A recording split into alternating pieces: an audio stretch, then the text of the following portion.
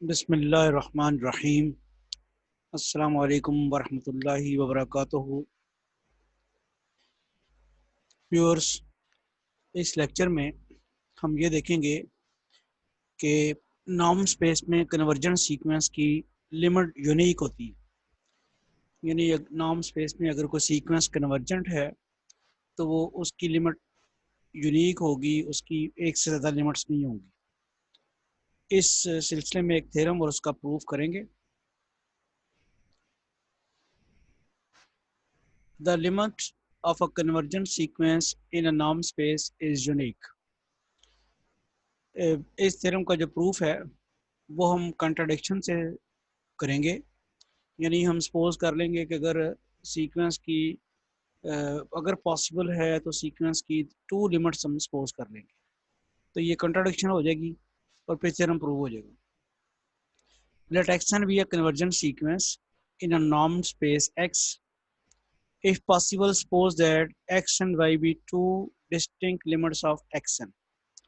Convergent sequence आपने पहले suppose कर लिया और फिर ये अज्यूम कर लिया है कि अगर पॉसिबल है, हालांकि वो पॉसिबल तो नहीं होगा, लेकिन अगर फ़र्ज़ करें उसकी दो डिस्टिंक्ट लिमिट्स हमने सपोज कर ली हैं कि जिन पॉइंट्स के ऊपर वो जिस जिस पॉइंट के ऊपर वो कन्वर्ज करती है वो एक नहीं दो हैं। अब ये डिस्टिंक्ट जो है ये अगर आपने सपोज की है दो लिमिट्स उसकी, तो फिर ज़ाहिर बात है वो बराबर नहीं होगा ना, एक्स और वाई आपस में इक्वल नहीं होगी। अगर इक्वल हैं तो फिर तो वो थ्योरम वैलिड रहा पहले ही।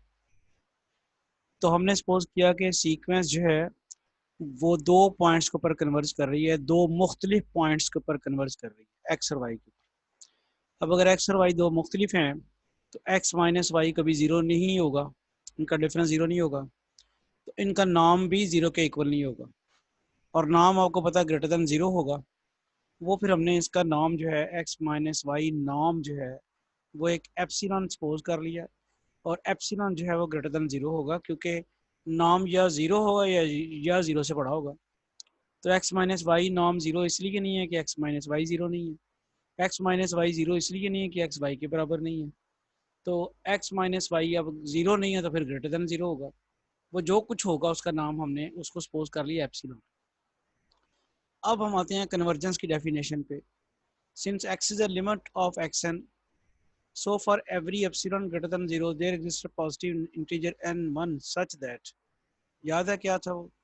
अब यहाँ पे थोड़ा सा बच्चे को जो है ना वो क्वेश्चन रेज करते हैं।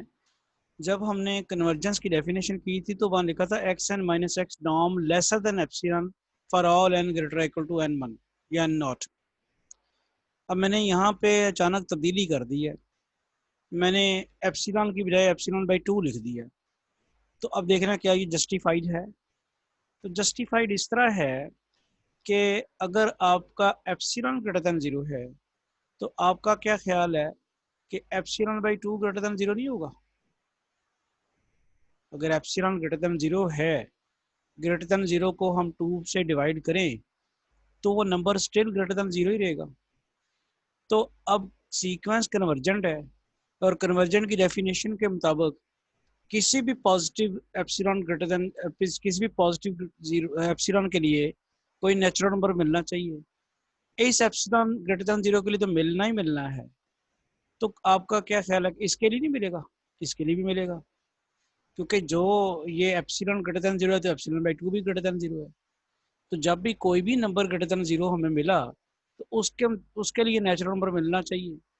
इसलिए हमने एप्सिलॉन बाई टू जो है उसके लिए जो नेचुरल नंबर मिलना है ना उसको हमने एन वन कह दिया। होपफुली क्लियर होगी बात। अब यही काम चूंकि आप कहते हैं कि सीक्वेंस एक्सन जो है वाई पे भी कन्वर्ज करती है, तो फिर यह भी काम similarly since y is a limit of xn, so for epsilon greater than 0 there exists a positive integer n2 such that। अब ये n2 मैंने ये अब जरूरी नहीं है ना कि जो पहले ही वाली ये सीक्वेंस x के ऊपर कन्वर्ज करती है तो जो नेचुरल नंबर मिल रहा है वो y के लिए भी वही मिले। तो इसलिए हमने डिफरेंट जो है वो एक और n2 जो है सपोज कर लिया। मिलना चाहिए, n1 भी मिल सकता था लेकिन गारंटीड नहीं है। लेकिन गारंटी किस चीज़ की है कि कोई मिलेगा ज़रूर, तो वो जो मिलेगा उसका नाम हमने n2 कह दिया।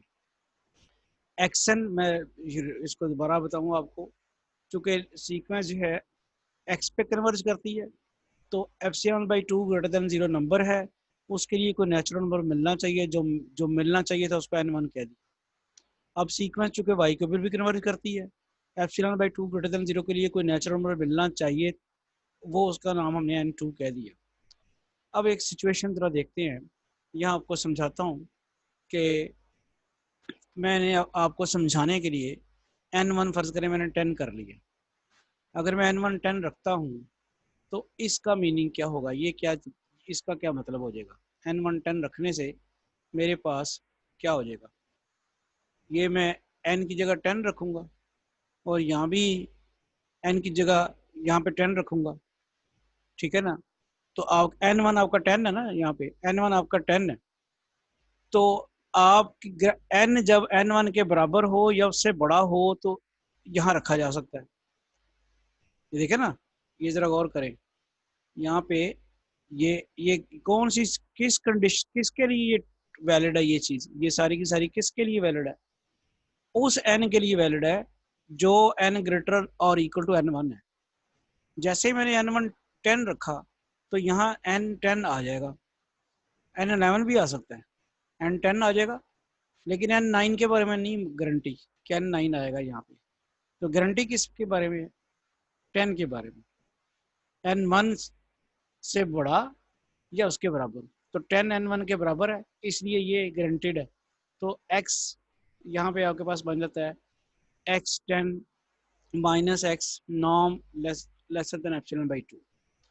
अब ये n, यहाँ पे n1 मैंने 10 रखा था, तो n10 लिया जा सकता है, तो ये बन गई।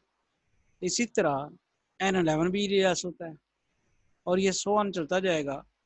10 और 10 से बड़े, n1 जब मैंने 10 रखा, 10 और 10 से बड़े सारे लिए जा सकते हैं इस कंडीशन की वजह से। तो x100 माइनस एक्स नॉम lesser than epsilon and x101 minus x नॉम less than epsilon and so on. ये तो ब्रीफ डिस्कशन आपको कर दी है कि आपने अगर n1 10 रखा तो x10 माइनस एक्स नॉम, x11 माइनस एक्स नॉम, x100 माइनस एक्स नॉम और अप टू सो ऑन, सारे ये कंडीशन सेटिस्फाई करेंगे। पहले के बारे में x9 वगैरह के बारे में कोई गारंटी नहीं है। अच्छा, ये तो मैंने सिचुएशन ये वाली रिलेशन 1 वाली डिस्कस कर ली है, keeping n1 is equal to 10। अब मैं n2 जो है उसको 100 ले लेता हूँ। अब सिर्फ आपको समझाने के लिए, ये ज़रूरी नहीं है कि यही कुछ लेना है।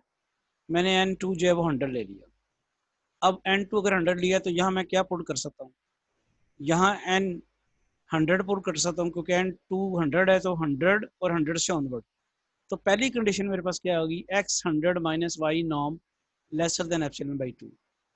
फिर x101 माइनस वाई नॉम लेस, यानी मैं अब स्टार्ट ही 100 से करूँगा ना, x100 and x101 and so on. आप इन दोनों का कंपैरिजन करें ज़रा, ये दोनों कंडीशन जो हैं किस किस n के लिए सेटिस्फाइड हैं। ज़रा देखें आप कि यहाँ से दोनों की कंडीशन शुरू हो जाती है। ये वाली जो है ये यहाँ तक आती है, यानी ये जो मैं इस जो बल्कि सर्कल मुझे इसको करना चाहिए, ये वाली जो है, ये सिचुएशन जो है, ये वाली, ये फालतू है। यानी आपके पास यहाँ पे x10 माइनस वाई नाम के बारे में गारंटी नहीं है कि वो एप्सिलॉन/2 से छोटा होगा। यहाँ भी x1 जो है x11 माइनस वाई के बारे नाम के बारे में गारंटी नहीं है कि वो एप्सिलॉन/2 से छोटा होगा। गारंटी जो है वो कहाँ पे है, x100 माइनस वाई नाम, x101 माइनस वाई नाम, और ये वाली जो सिचुएशन है इसके लिए भी सेटिस्फाइड है। ये देखें ज़रा, यहाँ पे इसके लिए सेटिस्फाइड है। तो मैं बताने का मकसद ये है कि n1 और n2 से जो बड़ा है उसके लिए दोनों कंडीशन सेटिस्फाइड हैं, 1 और 2। n1 और n2 से जो बड़ा है उसके लिए, यानी यहाँ पे आपके पास टर्म स्टार्ट हो रही हैं x10 से, लेकिन इसकी x10 के बारे में कोई गारंटी नहीं है। तो फिर जो दोनों की गारंटीड चीज़ें हैं वो कौन सी हैं? एक तो ये है, इसी तरह एक ये दोनों की गारंटीड है, ये दोनों ही सेटिस्फाई कर रही हैं। और ये किस एन के लिए कर रही हैं?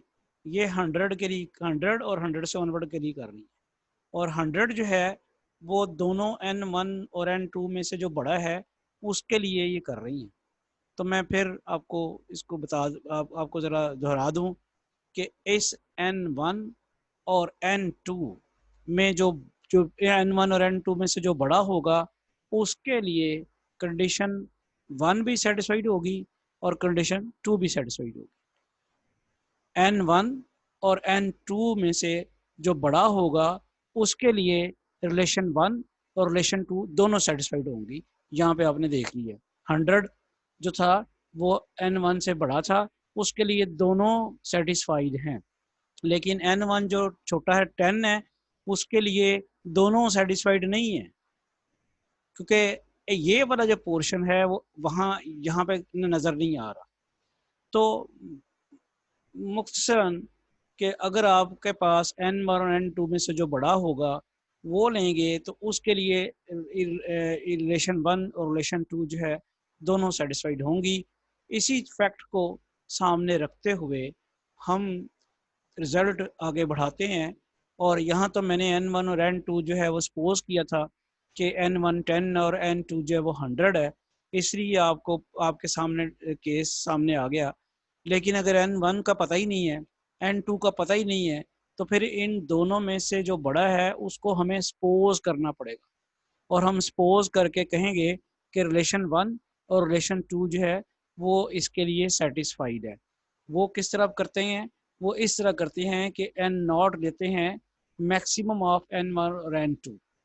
चूँकि ना n1 का पता है ना n2 का पता है, वो तो सिचुएशन जो थी n1 जहाँ मैंने 10 और n2 100 तो आपको सिर्फ समझाने के लिए दिया था। ना n1 का पता है ना n2 का पता है, तो दोनों के मैक्सिमम का भी पता होगा कौन सा होगा, जो कुछ भी होगा उसका नाम n नॉट कर दिया। उसके लिए फिर हमारे पास रिलेशन 1 भी सेटिस्फाइड होगी, xn minus x norm lesser than epsilon by 2 for all n greater equal to n not.